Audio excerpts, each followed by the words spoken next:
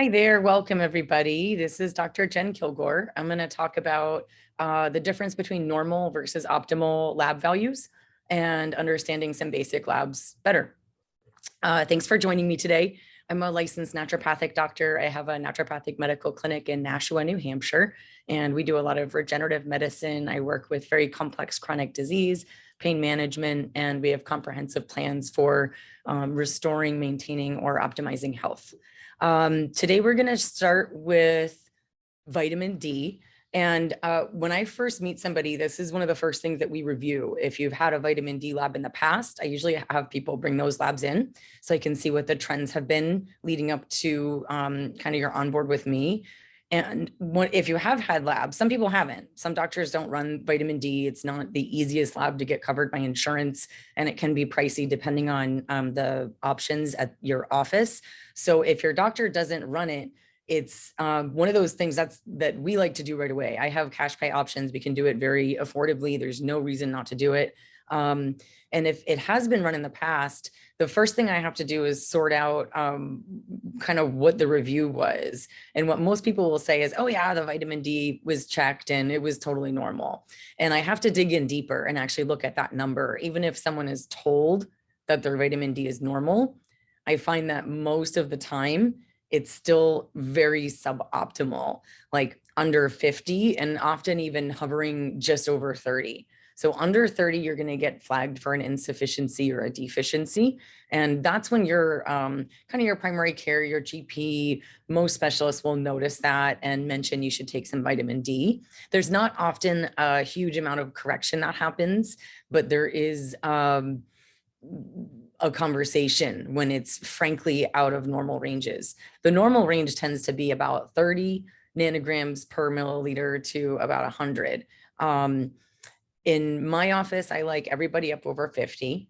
And for men, my perfect range is anywhere 50 to 80 is great. 60 to 80 for a woman is a little bit more practical and a little bit better for hormones and other things. Over 80 is not my favorite. Some doctors really like to push that 80 to 100.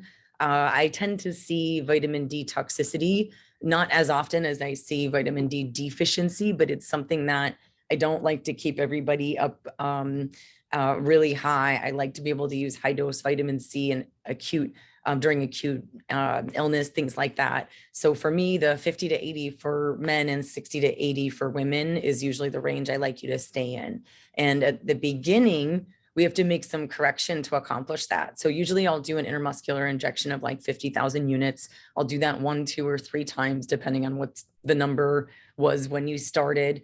And I retest to see what we're actually achieving. There's, of course, a maintenance dosing that has to happen in between those injections and then for ongoing vitamin D sufficiency. So those are all things that we sort out. And often it's one that I have to review, even if it's been done, because even if your number is 32, most doctors will tell you that that's really normal, but it's not. There's lots of research showing that everybody should be up over 50. We don't want to be up over 100 either. It's a fat soluble vitamin.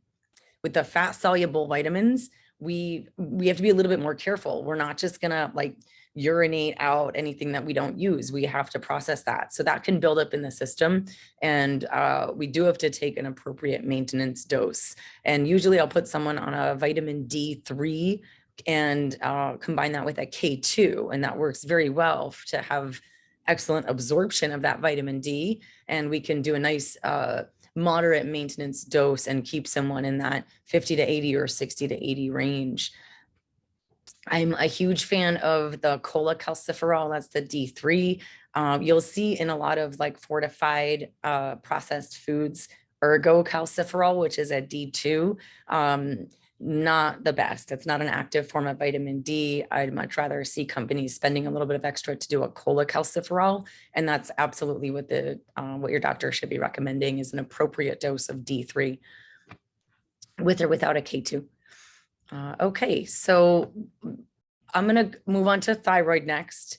I am happy to take questions since there's no one on live right now. If you're watching this later and you have a question, just go ahead and put it in the comments box and I will respond later by text. Thanks so much.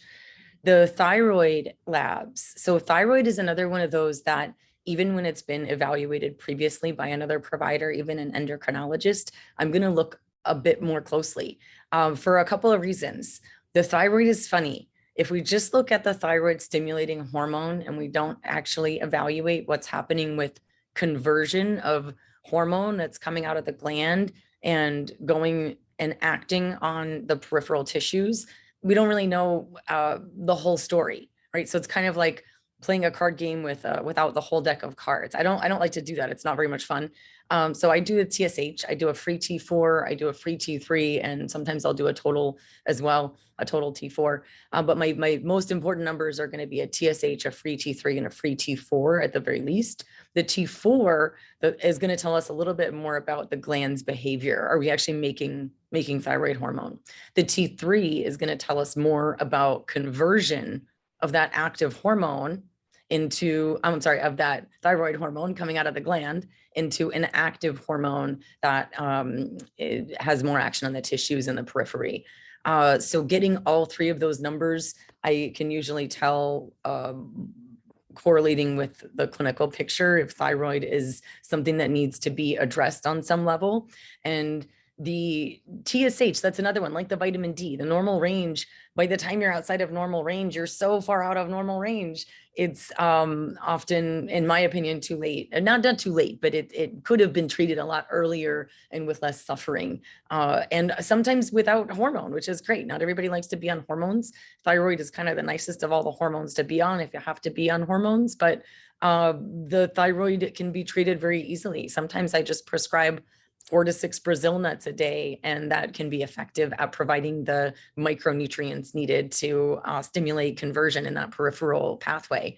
Other things like I use a thyroid formula that's quite successful, herbal nutrient blend that will work on a sluggish thyroid without actually having to give hormone. And of course, if we escalate to some hormone therapy, there are better and worse ways to do that. So we can start with a synthetic, or we can start with a glandular, and there are different considerations depending on your personal medical history when making that decision. The labs, though, just to go back to that TSH, the TSH is, most people are going to feel their best between 0.8 and 1.2. And with the TSH, I'll let people go up to 2.4. And as long as the clinical picture looks good, that's considered totally normal. Once we get over 2.4, I'm going to start looking a little bit more closely. And your basic, your kind of standard lab ranges are not going to call you out of range until you're up over 4.5. And at that point, there's more of a hypothyroid disease happening. So I like to catch a thyroid early and make sure that we're tracking that more closely and that we're correlating to, of course, your experience, and we're not just treating the labs and we're not just looking at the TSH. I do think that that's fairly ineffective. Okay, so that's some basics on thyroid. There's a lot more we could talk about there, but for now, I think that's gives everybody a little bit to think about. And I want to move on to the CBC. So the CBC is the complete blood count. And this is where we're going to see both red cells and white cells. We're going to see platelets, and I like to order a differential. So I'm going to see breakdowns of all those cells so I can really get an idea of what's happening in the immune system, what's happening with the blood cells. A few things I like to catch here. I will look at other values for iron and things like that. So I have ways that I'll catch anemia pretty early, which can be critically important for people before they start feeling symptomatic with a low iron. But the most important thing, and the thing that I want to highlight today, is the differential on the white blood count. And what I mean by differential is that there are different kinds of blood cells in your immune system that are responding to your environment, internal and external environment, and their activity fluctuates. So even if you don't have an infection with a high white blood cell count, I can look at the differential and get an idea of whether or not your immune system is kind of imbalance, or if there seems to be more of a bacterial something going on or a viral something going on. And the thing that will raise my eyebrows the most is a lymphocyte elevation. So if we start to see the lymphocytes go up, and the difference between the percentage of the neutrophils and the lymphocytes on that complete blood count on the differential, then I'm gonna be a little bit more concerned that we might have like a reactivated mono or some kind of virus going through the system. So depending on the clinical picture, that will absolutely affect the way that I work somebody up for what might be underlying that and what might be going on with kind of given the clinical picture and what they're experiencing. The lymphocytes being really high is always a big trigger for me to look at things a bit more closely. And of course, we have to look at trends. So I tend to repeat labs pretty often, especially your first year to 3 years of care with me. And the neutrophils, you'll see them high sometimes, certainly with a bacterial infection, they can be high. And when those lymphocytes come up, usually the neutrophils come down. So the difference between those two numbers, they can get pretty close together instead of there being kind of a normal spread where we're always fighting a little bit more, where we have more neutrophils around, which tend to fight bacteria, and lymphocytes tend to fight our viruses. So that's when we see those numbers get closer together, I know we might be dealing with some post-viral reactivation syndrome, something like that, which I do have protocols for. So I like to catch those things and treat them. People can go undiagnosed for years with symptoms that mimic chronic fatigue, fibromyalgias, migraines, all kinds of things, when there are ways of sort of controlling those latent viruses that many of us have been exposed to and have some viral load. We carry some viral load, and a lot of those don't ever go away completely. They live dormantly in the nervous system, and they come out in times of stress. And there can be all different kinds of stress that trigger that depletion and things of not sleeping, another virus, another infection, things like that. So we have ways of treating that. So it's nice to see it. So I take a pretty close look, even at just the complete blood count. And often if I review older blood work, people are really excited to learn so much about what's happening in their bodies and just to have more understanding of what those values mean. Next, I'll talk about CRP. So CRP is an inflammatory marker. It's a C-reactive protein. And I like this one. There are others that I run. I'll run an erythrocyte sedimentation rate, an ESR. I'll run a ferritin. I run all kinds of things to look at inflammation in different ways. There's a whole handful of acute phase reactants that will go up during times of infection or inflammation, big inflammatory processes going on. They'll go up, and it can be nice to catch one that's trackable. The CRP doesn't go up in everybody. So if there's a different inflammatory marker, that's better to monitor kind of progress and health status, things like that, as we're going through care. There are others that I keep an eye on, but I wanted to talk about CRP for a few reasons. The CRP is one that indicates some kind of frank infection, frank inflammation in the body. So when it's high, we really want to know why. And we want to uncover that a bit. So I don't like that one to just sit high and not understand where that's coming from. And I prefer to be able to get that back down into a normal range if it's elevated. It's always concerning for me when I can't make that happen. So with things like, I treat a lot of inflammatory arthritis, a lot of autoimmune, progressive degenerative diseases, things like that. And I will see these markers quite high when people are really in a flare, when they're not, when they first come in for treatment and things are not well controlled. I will also see these go up in cases like fibromyalgia. There's often a CRP that's sitting with a mild elevation. It's there, but it's not outrageous like it can be with an autoimmune disease, where we'll see it up, 50, 70, 90, or an irritable bowel disease. The same thing can happen when something's really out of control. But with these lower grade, it's just above the normal range, but it's sitting there and it doesn't go away. I don't like that, because there's a lot of stress on the microvascular structures. And with the CRP, there's two versions that we can run in the blood. There's a high sensitivity, and there's the CRP, the one that goes really high in those conditions I just mentioned. With the high sensitivity, we're looking less at kind of your frank inflammations with the autoimmune disease and such. We're looking more for cardiac optimization. We're looking for stress on the vessels. And we don't like to see an inflammation in the vessels because we know that's one of the things that contributes to laying down of plaques and throwing clots and those things that we don't like to see happen. So when the CRP is over 1, we know that that's less optimal for your cardiac health and your longevity. So I like my CRP to be under 1. Under 3, you're not going to get flagged on a high sensitivity test. And it's usually around 8 that you get flagged on a frank CRP test. And that's the one that it just measures it at a higher, it's a little bit less sensitive. So you don't get great values under 10, but for the bigger numbers, it's a better way to look at things. So either way, the CRP, when I catch that one over 1, whether it's for your cardiac health and your longevity, or it's to monitor progression or disease management, I'm going to pay close attention, and we're going to talk about it. And there's some really practical ways I have of treating that I probably won't get into treatment today, but if people have questions, I'm happy to jump on and create another training on whatever people want to know more about. So that's CRP. So CRP is another one you'll see me repeat a little bit more often than some folks. And it's one that I really like to track when I can, and that I like to optimize under the 1. Okay. So the last one I want to talk about today, and I know this is a really fast overview. So again, please come back with questions and I'll come back and we can go a little bit deeper. But the last one I want to talk about today is testosterone. Because this is something that people don't realize. It affects both men and women to have low testosterone.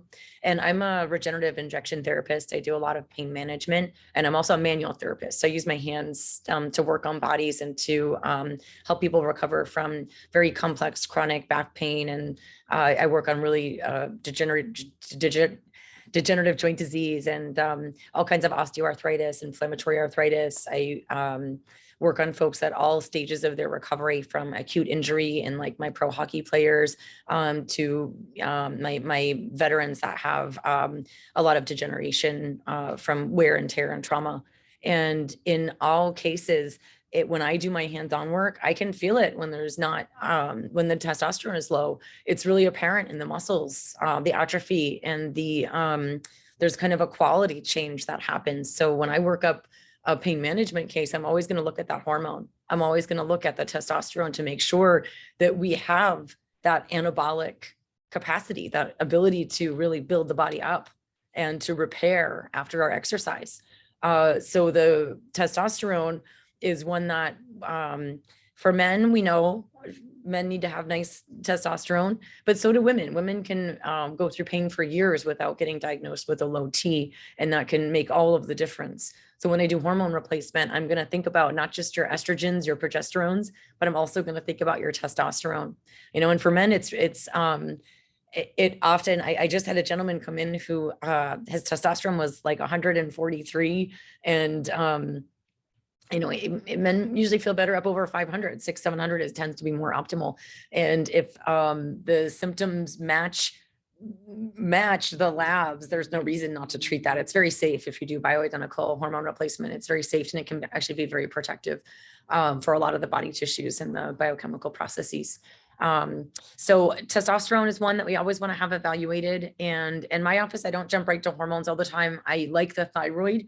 I love to work with herbs, and herbs work great. So for years, I never even had to carry a DEA and do the testosterone treatment, because it just works really well to catch it early. And then you can use some formulas that really balance that out really well. And of course, you can always elevate to the hormones, which is certainly becoming a bigger and bigger part of my practice with the pain management. I find that correcting that just makes a very big difference, in addition to some of the structural and the foundational and the actual joint corrections that we make. So, all right, that was it. So that was vitamin D, thyroid, the complete blood count, the C-reactive protein, and testosterone. That was really fast. Again, I'm happy to answer questions. So I'm going to look for those in the comments and try and get back to all of you guys. And I will be on again to present on a few other topics, but I'm always happy to round back to this and go into some treatment things or cover other labs. So feel free to throw in the comments if there are other labs that you want me to cover or talk about, I'm happy to do that in a future live session. And thank you again, everybody who joined today and anybody who watches later. I appreciate you, and have a great day, Den. Take care.